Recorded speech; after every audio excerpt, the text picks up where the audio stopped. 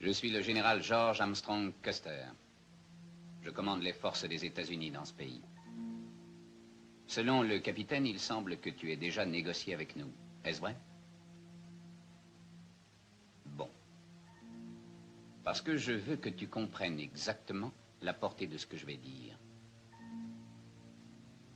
Je suis convaincu que c'est dans le seul but de nous menacer que tu es venu me voir. Tu veux que je te promette que les prospecteurs n'entreront pas en territoire indien, sinon tu les feras tuer. Ai-je raison? Tu me comprends, je ne parle pas trop vite pour toi.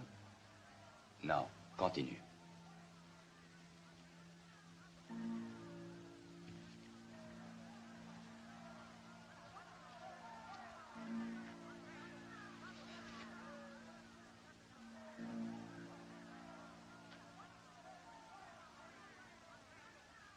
Entendons-nous bien, et ne te fais surtout pas d'illusions. Je ne veux pas marchander à propos des prospecteurs. Je n'accepterai pas de menaces et je ne ferai aucune promesse. Je n'ai pas la possibilité de faire quelque promesse que ce soit. Quand je prends une décision, je le fais parce que elle est bonne, selon ma propre loi. Oui. Je sais que vous avez des droits humains, des droits légaux, des droits moraux.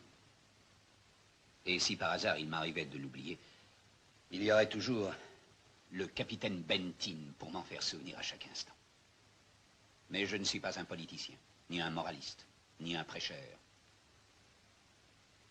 Et quand je dis moraliste, comprends-moi, je ne suis pas un modèle de bonté. Je suis un soldat. Les seuls droits qui comptent pour moi sont les droits de mes soldats. Les seuls devoirs qui comptent pour moi sont les devoirs de mon commandement. Je vais t'expliquer clairement les choses. Le fait que nous soyons amenés à vous expulser de votre territoire n'entre pas dans mes responsabilités. C'est le même problème que lorsque vous décidez, vous les Cheyennes, de vous installer sur un terrain de chasse occupé par une autre tribu.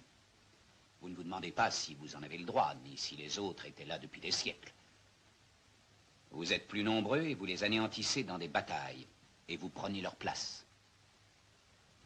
Que ce soit bien ou mal, on peut en penser tout ce qu'on voudra. C'est de cette façon que les choses se passent toujours. Dans toute l'histoire. Jamais personne n'a pu aller contre l'histoire. Vous autres, vous êtes maintenant une nation vaincue militairement. Vous êtes un peuple faible et primitif et vous devez en payer le prix. Quels que soient mes sentiments personnels, et je n'ai pas dit si j'en avais ou non, je n'ai aucun moyen d'y changer quoi que ce soit. Est-ce que c'est clair?